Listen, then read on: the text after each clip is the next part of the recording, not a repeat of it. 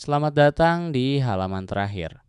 Di sini kita nggak sedang mengejar waktu, tapi justru membiarkannya berhenti sejenak. Aku bakal nemenin kamu menutup hari lewat kisah-kisah peradaban yang sekarang sudah sunyi. Lepaskan semua bebanmu, atur napasmu senyaman mungkin, dan biarkan narasi sejarah ini memeluk istirahatmu. Karena setiap perjalanan besar selalu butuh tempat untuk pulang. Mari kita mulai lembaran malam ini. Kedukaan yang membeku. Tahun 1631, Kekaisaran Mughal di India berduka. Shah Jahan kehilangan belahan jiwanya.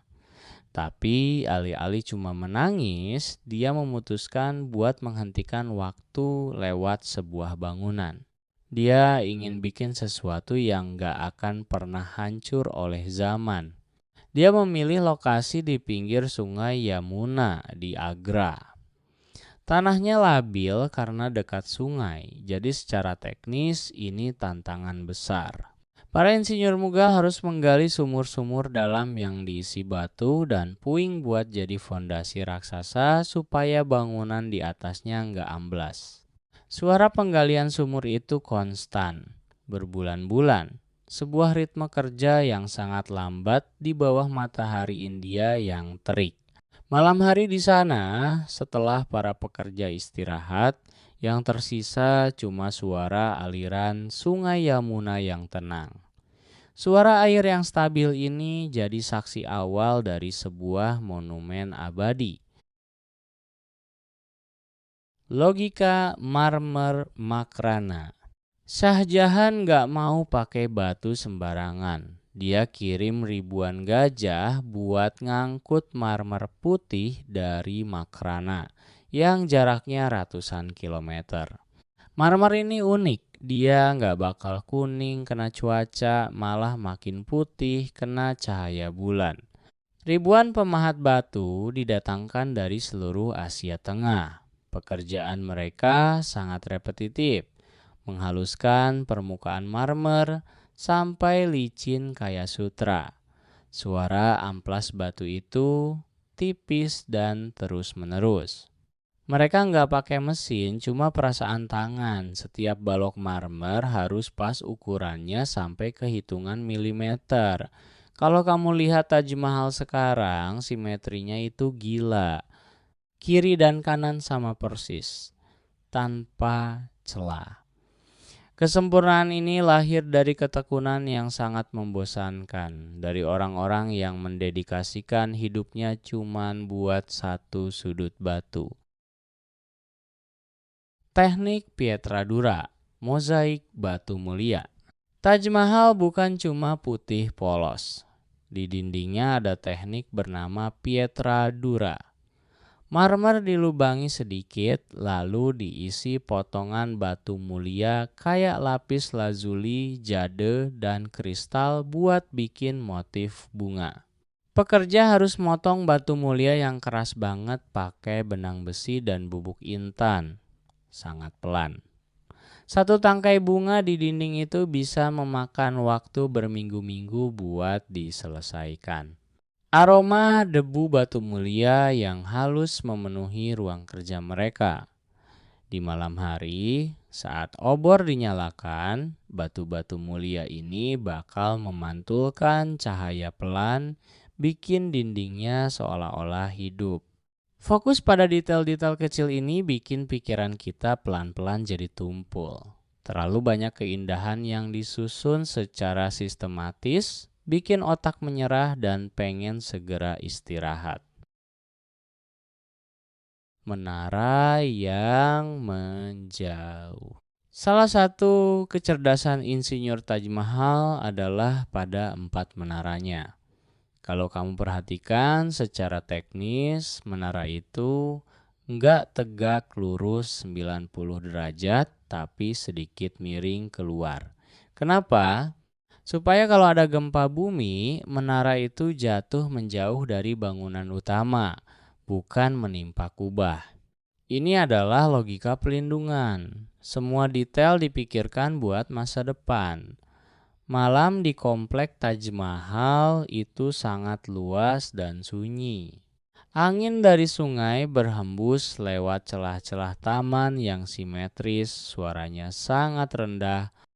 Cahaya bulan purnama bikin marmer putih itu berpendar warna biru pucat, kontras banget sama kegelapan langit Agra.